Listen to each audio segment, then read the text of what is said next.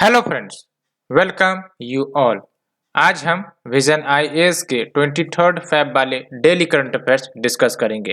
And discuss करने से पहले अगर आप लोगों ने हमारा टेलीग्राम चैनल ज्वाइन नहीं किया है, please do join it. And अगर आपने हमारा चैनल सब्सक्राइब नहीं किया है, please do subscribe it.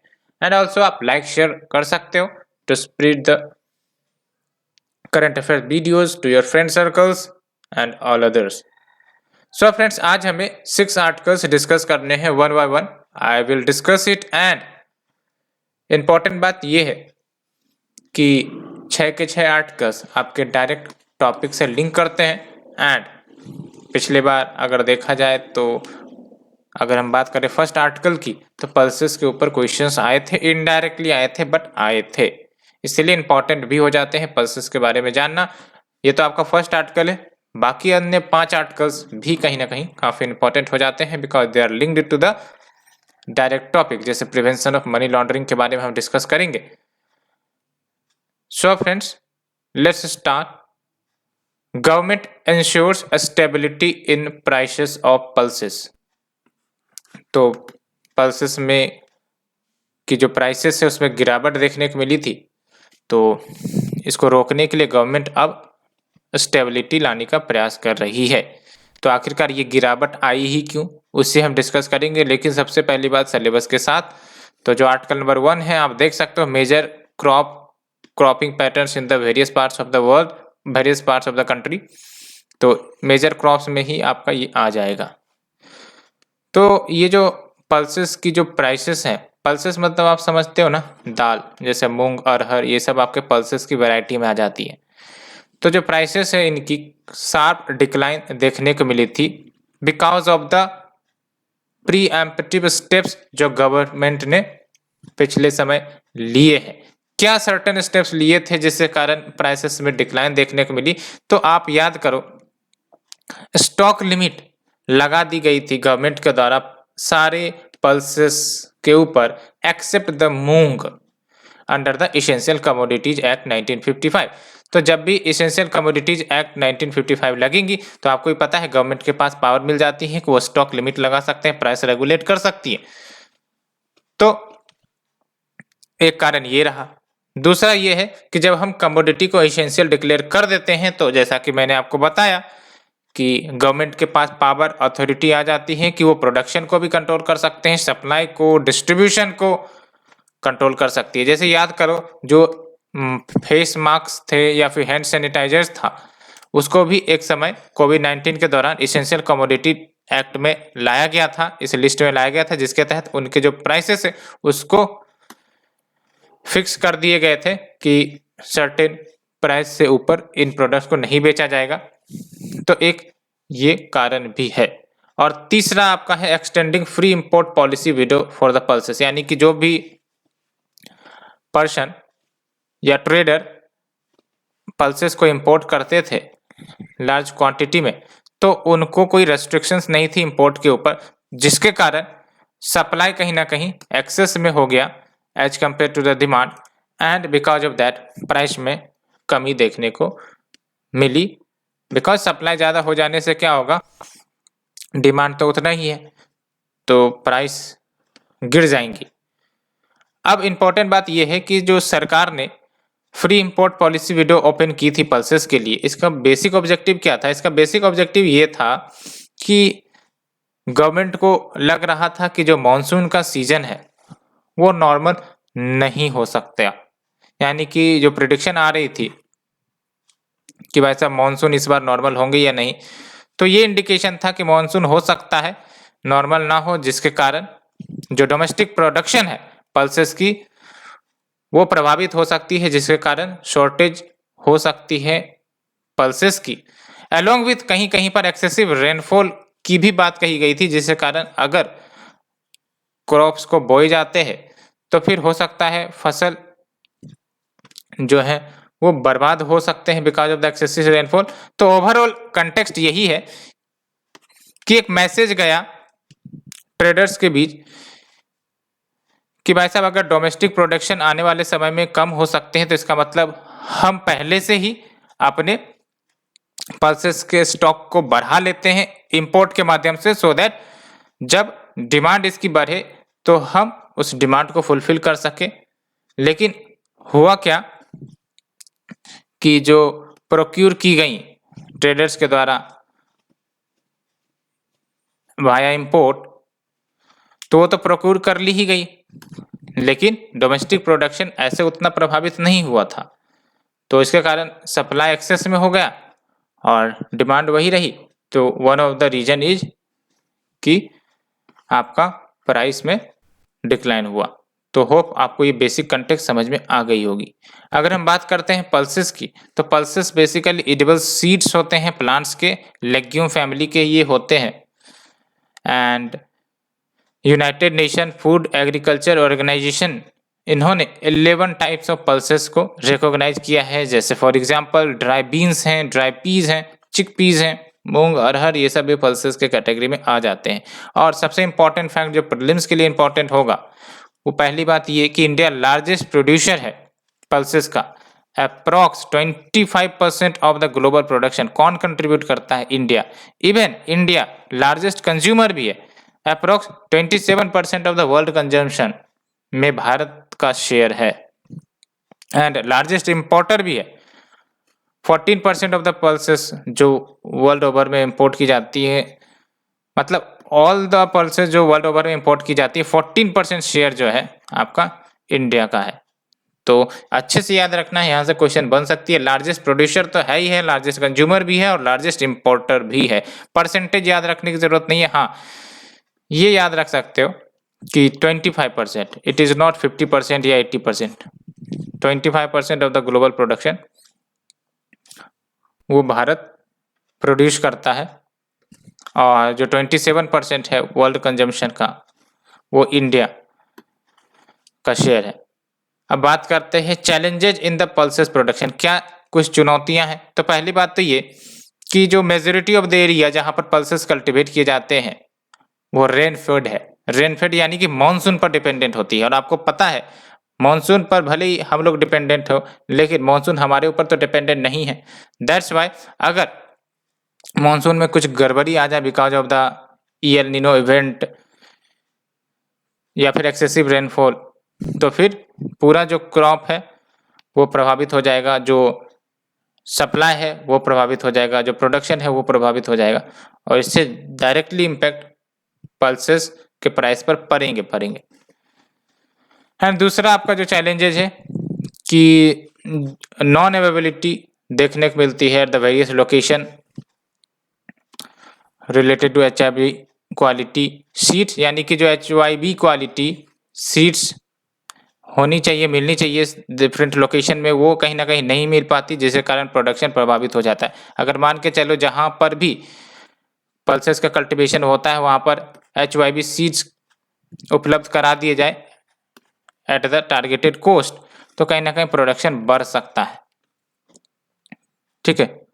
And next जो इनएडिक्वेट पोस्ट हार्वेस्ट इंफ्रास्ट्रक्चर, ये किसी भी क्रॉप्स के बारे में जब आप डिस्कस करोगे या फिर फार्मर्स रिलेटेड इश्यू के बारे में डिस्कस करोगे, मार्केटिंग रिलेटेड इश्यूज के बारे में डिस्कस करोगे, तो ये जो है आपका प्रोविजन जरूर आंसर में आ जाने चाहिए। इनएडिक्वेट पोस्ट हार्वेस्ट इंफ्रास्ट्रक्चर, ये कहीं भी यूज हो जाएगा। इनएडिक्वेट पोस्ट हार्वेस्ट इंफ्रास्ट्रक्चर कि अगर जो भी क्रॉप्स है उसकी हार्वेस्ट की गई, अब बहुत सारे जो क्रॉप्स है वो सड़ गल जाते हैं। क्यों सड़ गल जाते हैं? बिकॉज कोल्ड स्टोरेज की कमी होती है या फिर ट्रांसपोर्टेशन में कहीं ना कहीं दिक्कतें आती हैं, प्रॉपर रोडवेज नहीं होता है। तो ये सब आपके पोस्ट हार्वेस्ट इंफ्रास्ट्रक्चर के कैटेगरी में आ जाते हैं। ठीक है, तो ये हमने डिस्कस किया। अब बात करते हैं गवर्नमेंट के द्वारा क्या स्टेप्स लिए गए हैं to improve the pulse production. तो एक तो है आपका integrated schemes of oil seeds, pulses, oil palm and maize या फिर आइसोपॉम, और इसके तहत मार्केट इंटरवेंशन मजबूत करना है, effective pricing policies related to pulses discover करना है। And we have the national food security mission pulses, और ये आपका सेंट्रली स्पॉन्सर्ड स्कीम है। Next is your price support scheme for MSP for pulses, oil seeds and copra, ये तो आपने सुना भी होगा। और ये बेसिकली अम्ब्रेला स्कीम प्रधानमंत्री अन्नदाता आय संरक्षण अभियान का ही कंपोनेंट है प्राइस सपोर्ट स्कीम। इस स्कीम के बारे में और डिटेल्स आपको जाननी चाहिए प्रीलिम्स के लिए। और साथ ही साथ एक रिलेटेड न्यूज जिसके तहत जो गोदरेज एग्रोवेट लिमिटेड है, इन्होंने ग्रेशिया लॉन्च किया है जो कि एक इंसेक्टिसाइड है which will be useful in variety of pulses and vegetable crops. तो अगर पूछा जाए कि Gracia sometimes seen in news related to what, it is an insecticide, बस इतना ही। सो फ्रेंड्स, ये हमने डिस्कस किया article number 1। Let's move to the article number 2। Centre to release public sector banks fund in March 2022। तो जो public sector bank fund से और कुछ नहीं बल्कि रिकैपिटलाइजेशन। और जब हम बात करते हैं बैंक रिकैपिटलाइजेशन की तो क्या मतलब होता है इसका? तो जब हम बात करें बैंक रिकैपिटलाइजेशन का तो इसका मतलब बैंकों में, खासकर जो स्टेट रन बैंक है, गवर्नमेंट रन बैंक है, नेशनलाइज्ड बैंक्स हैं, उसमें मोर कैपिटल इन्फ्यूज की जाती है सो दैट उनकी जो कैपिटल एडिक्वेसी नॉर्म्स जो उनको फुलफिल करनी पड़ती है कि भाई साहब अगर आपके सर्टेन रिस्क वेटेड एसेट है तो आपको इतना कैपिटल मेंटेन करना पड़ेगा, तो उसी को फुलफिल करने के लिए गवर्नमेंट जो है बैंक रिकैपिटलाइजेशन करती है। बिकॉज बैंकों के पास जो रिक्वायर्ड मनी है वो नहीं होते हैं, लेकिन नॉर्म्स को तो फुलफिल करने हैं। And because these are nationalised bank, state run bank, तो गवर्नमेंट की भी जिम्मेदारी बनती है कि वो रिकैपिटलाइजेशन में असिस्ट करे। दैट्स व्हाई आपका रिकैपिटलाइजेशन गवर्नमेंट के द्वारा किया जाता है।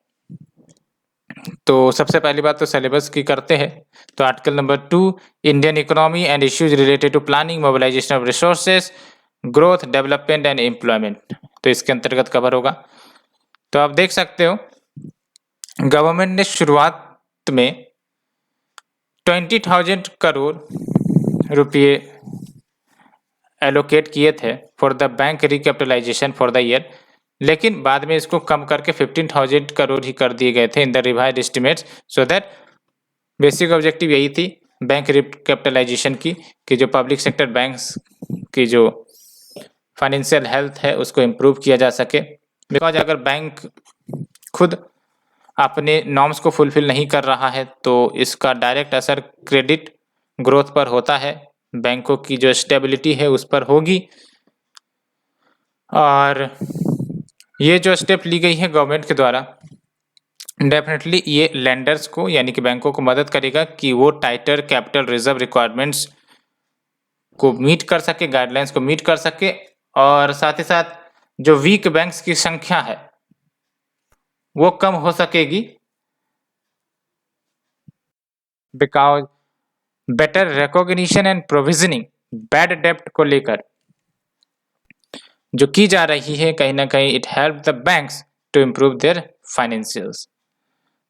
और बैंक रिकैपिटलाइजेशन क्या होती है वो तो हमने डिस्कस की ही की, लेकिन आप देख सकते हो गवर्नमेंट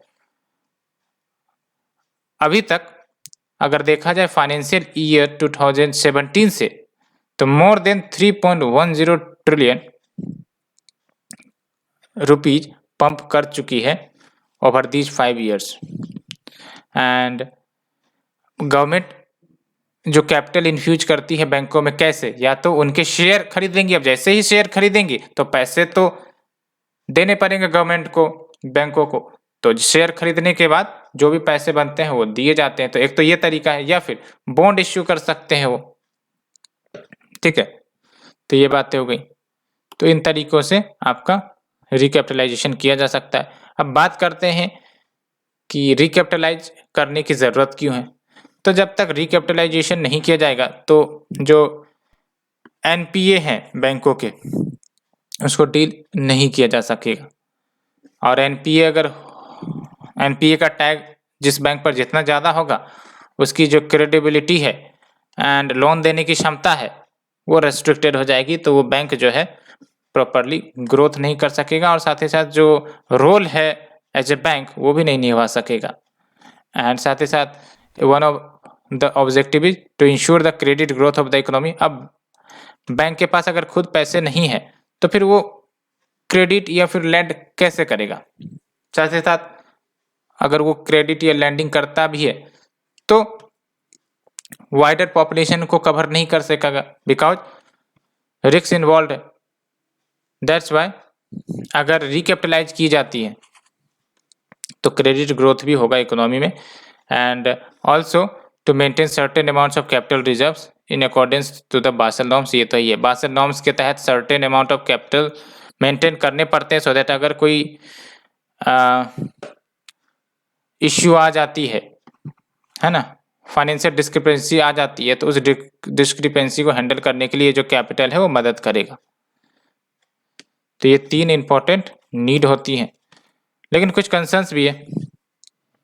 पहली बात तो रिकैपिटलाइज करना पीएसबीज को वो डिफिकल्ट हो जाता है बिकॉज गवर्नमेंट जो भी पैसे लाएंगे आपको भी पता है कंसोलिडेटेड फंड ऑफ इंडिया से ला सकती है, और अगर सीएफआई से लाती हैं तो जो आपका बजटरी डेफिसिट है वो बढ़ जाएगा। हो सकता है जो बजटरी डेफिसिट का जो बेंचमार्क है या टारगेट है वो ब्रीच कर जाए, तो वो भी डिफिकल्ट या फिर चैलेंजिंग ही होगा। साथ ही साथ जो रिकैपिटलाइजेशन है उससे बैंकों को डायरेक्टली कोई फायदा नहीं पहुंचता कि वो एनपीए को रिकवर कर पाते। तो ये तो बस अकाउंटिंग एक्सरसाइज होता है कि हाँ उस बैंकों के जो अकाउंट है उसमें रिफ्लेक्ट होते हैं कि भाई साहब हाँ इनके एनपीए जो है वो अब कम हुए हैं as per the norms. Otherwise NPA को रिकवर करना इज ए डिफरेंट टास्क। ठीक है, एनपीए को अगर रिकवर किया जाता है तो इसमें जो एक्चुअल पैसे हैं वो आते हैं, लेकिन बैंक रिकैपिटलाइजेशन में क्या होता है कि बैंक की जो फाइनेंशियल हेल्थ गड़बड़ा गई है ना, उसको ठीक करने के लिए बैंक रिकैपिटलाइजेशन किया जाता है। तो directly does not enable the banks to recover the huge bad loan. And अगर हम बात करें बासेल नॉर्म्स तो ये याद रखना है, बासेल नॉर्म्स पर क्वेश्चन भी आई है। एंड बासेल जो आपका है इसके तहत बासेल 1 नॉर्म्स, बासेल 2 नॉर्म्स और अभी बासेल 3 नॉर्म्स चल रही है। तो जो बासेल 3 नॉर्म्स है ये कम्प्रिहेंसिव रिफॉर्म मेजर्स हैं जो Basel committee on banking supervision इनके द्वारा डेवलप की गई है। एंड इसका बेसिक ऑब्जेक्टिव यही है कि किस प्रकार से बैंकिंग सेक्टर को प्रॉपरली रेगुलेट किया जाए, सुपरवाइज किया जाए एंड रिस्क मैनेजमेंट इंश्योर किया जा सके। एंड ये आपका बासेल 1 बासेल 2 जो है इससे पहले चल रही थी इसी पर आधारित है to improve the bank systems ability कि वो कोई सी भी प्रकार के फाइनेंशियल स्ट्रेस को डील कर सकते हैं, रिस्क मैनेजमेंट को अच्छे से कर सकते हैं एंड ट्रांसपेरेंसी भी इंश्योर होगी। तो ये सर्टेन आर्टिकल्स फ्रेंड्स हमने डिस्कस किया। Let's move to the third article, University Grant Commission reforms. Edtech firms tie up कर सकते हैं with the university to develop online courses. Edtech firms मतलब एजुकेशन टेक्नोलॉजी फर्म्स। तो ये क्या करते हैं, तो basically computers, computer programs, educational system इन सब की मदद लेकर ये वेरियस कोर्सेस या फैसिलिटीज प्रोवाइड करते हैं। हमारे देश में बहुत सारे एडुकेट फर्म्स हो चुके हैं, जैसे आप क्लास प्लस की बात करो काफ़ी ज़्यादा न्यूज रहती है, तो ये सब एडुटेक फर्म्स के एग्जाम्पल है। ठीक है, टेक्नोलॉजी का इस्तेमाल करके एजुकेशन को फैसिलिटेट किया जाता है, सिंपली अगर कहा जाए तो एडुटेक फर्म्स के तहत। तो सिलेबस की अगर हम बात करें तो देख सकते हो आर्टिकल नंबर 3 विल कवर, कहाँ गया आर्टिकल 3, हाँ, issues related to development and management of social sector या सर्विसेज रिलेटेड टू एजुकेशन, तो इसके अंतर्गत कवर होगा। तो जो आपके रिफॉर्म्स प्रपोज किए गए हैं वो basically UGC open distance learning programmes and online programmes regulation 2020 में ऐड किए जाएंगे, और इसके तहत जो एडुटेक कंपनीज हैं इनको अलाउ किया जाएगा कि ये हायर एजुकेशन इंस्टीट्यूट के साथ कोलैबोरेट कर सकते हैं to offer online undergraduate and postgraduate degrees so that course content के डेवलपमेंट में हेल्प की जा सके और साथ ही साथ स्टूडेंट्स का प्रॉपर इवेल्युएशन भी किया जा सके। एंड जब हम बात करते हैं एडुटेक की तो इसका शॉर्ट फॉर्म से लॉन्ग फॉर्म का नाम आप देख सकते हैं एजुकेशन टेक्नोलॉजी, और इसके तहत computers, computer programs, educational systems इन सब का इस्तेमाल करते हैं to provide the learning and training. And इसका सिग्निफिकेंस क्या है? सिग्निफिकेंस काफ़ी ज़्यादा है, बिकॉज़ अगर देखा जाए इंडियन एडुटेक इंडस्ट्री की, तो काफ़ी ज़्यादा हाई मार्केट वैल्यू है और आने वाले समय में इसकी जो मार्केट वैल्यू है काफ़ी ज़्यादा होने वाली है। कैसे? तो देख सकते हो इंडियन एडुटेक इंडस्ट्री 2020 में अगर इसका वैल्यूएशन देखें तो $750 मिलियन है। लेकिन आने वाले 3 साल में यानी कि बाय 2025 इसका जो वैल्यूएशन हो जाएगा $4 बिलियन हो जाएगा, यानी कि on average annual growth rate किसका कितना है? 39.77%, अप्रोक्स 40% एनुअल ग्रोथ रेट इसका मार्केट वैल्यू जा रहा है। दूसरा सिग्निफिकेंस ये है कि ग्रेटर फ्लेक्सिबिलिटी हो सकेगी कॉलेज एंड यूनिवर्सिटीज को कि वो ऑनलाइन कोर्सेस जो है अच्छे से विथ गुड क्वालिटी लॉन्च कर सकते हैं with the help of the edutech and along with what technological tools जो अवेलेबल हैं उसको भी हार्नेस किया जाएगा in the education sector and transparency and formalisation भी देखने को मिलेंगी in the edutech sector in digital schooling. तो क्या क्या सिग्निफिकेंस हो गया? ग्रेटर फ्लेक्सिबिलिटी, टेक्नोलॉजिकल टूल्स जो अवेलेबल है उसको यूटिलाइज किया जाएगा एंड ट्रांसपेरेंसी एंड फॉर्मलाइजेशन एजुटेक टेक सेक्टर की बढ़ेंगी। एंड साथ ही साथ देख सकते हो डिजिटल एजुकेशन इकोसिस्टम को मजबूत करने के लिए मिनिस्ट्री ऑफ एजुकेशन ने वेबिनार भी लॉन्च किया है, digital university making world class higher education accessible for all. And जब हम बात करते हैं डिजिटल यूनिवर्सिटी इकोसिस्टम की, तो इसके तहत 3 महत्वपूर्ण कंपोनेंट आ जाते हैं। एक तो टेक्नोलॉजी प्लेटफॉर्म प्रोवाइडर, यानी कि जो टेक्नोलॉजी प्रोवाइड करेगा for assessing the digital education. दूसरा डिजिटल कंटेंट क्रिएटर भी होते हैं, है ना।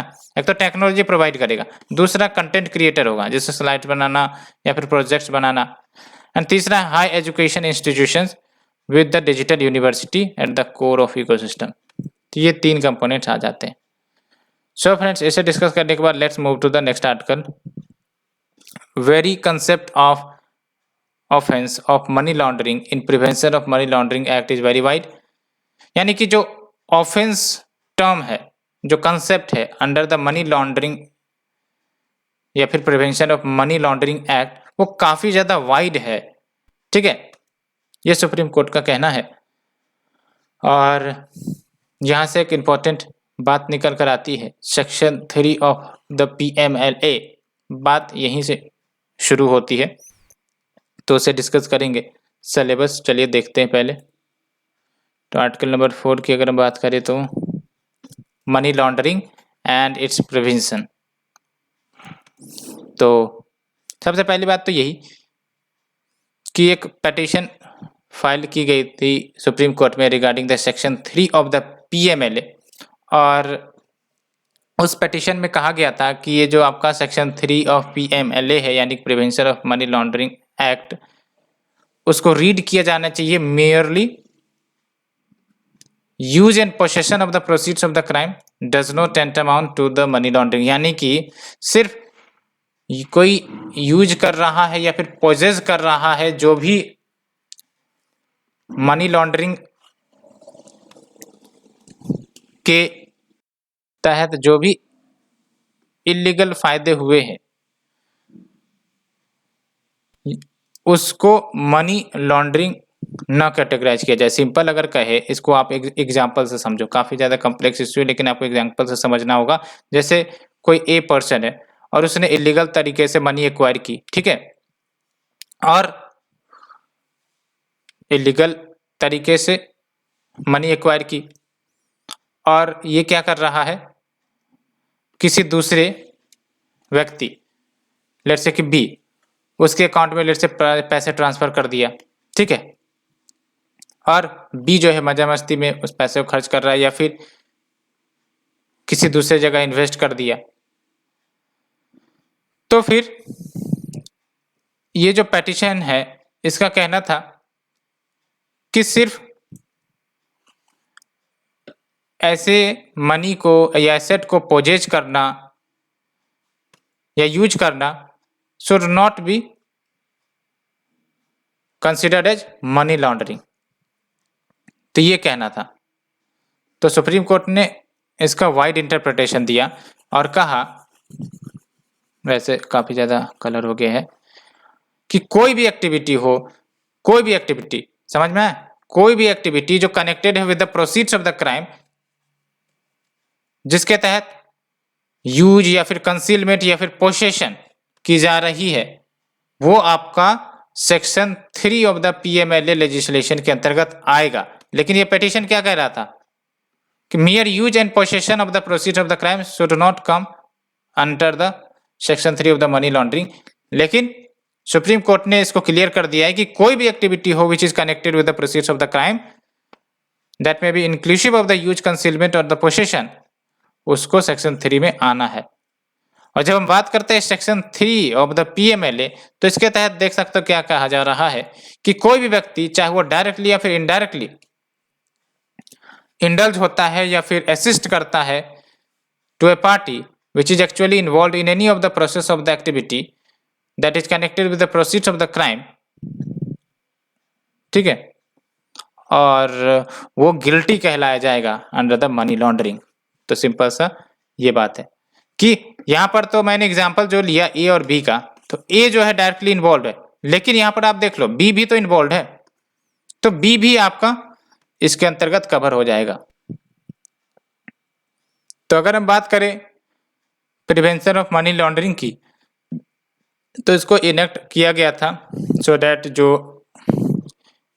इलीगल सोर्स से मनी जो अटेन किए जाते हैं, प्रॉफिट्स अटेन किए जाते हैं, उसको लीगलाइज करने का जो तरीका इस्तेमाल किया जाता है, इट विल बी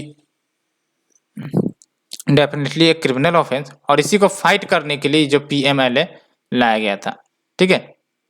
तो पीएमएलए में क्या होता है, मनी लॉन्ड्रिंग होती है। मनी लॉन्ड्रिंग की अगर हम बात करें तो मनी लॉन्ड्रिंग का मतलब क्या हुआ कि जो ब्लैक मनी या फिर इलीगल मनी कमाए गए हैं उसको व्हाइट मनी में कन्वर्ट करने का प्रयास किया जाता है। तरीके बहुत सारे हो सकते हैं, जैसे कोई एसेट में इन्वेस्ट कर देना, ठीक है, कंपनी में इन्वेस्ट कर देना, तो ये सब तरीके होते हैं। हालांकि है तो ये इलीगल, तो ये सब आपका prevention of money laundering act के तहत कवर होंगे। और इसके तहत अथॉरिटीज को एम्पावर की जाती हैं कि वो कन्फिस्केट कर सकते हैं property which has been earned from illegally gain proceeds. और मनी लॉन्ड्रिंग के केसेस को देखता कौन है, तो we have the Enforcement Directorate, जो मिनिस्ट्री ऑफ फाइनेंस के अंतर्गत आती है, और यही रेस्पॉन्सिबल है for investigation of the offences of the money laundering under the PMLA. और जब हम बात करते हैं मनी लॉन्ड्रिंग की, तो सिंपल एग्जाम्पल से हमने बताया कि इसके तहत जो भी इलीगली, गैर कानूनी तरीके से जो भी प्रोसीड्स या इनकम गेन किए गए हैं उसको लीगल करार दिया जाता है, या फिर लीगल दिखाए जाते हैं कि भाई साहब मैंने तो लीगल सोर्स से ही अर्न किए। और इसके तहत 3 स्टेप्स आ जाते हैं, प्लेसमेंट, लेयरिंग, इंटीग्रेशन। तो आपको याद रखना है कि placement, layering, integration sometimes seen in news, क्या है ये, तो it is related to the money laundering, ठीक है। और मनी लॉन्ड्रिंग में मैंने आपको बताया कि जो भी इलीगल सोर्स से कमाए गए पैसे हैं उसको लीगल करने का प्रयास किया जाता है।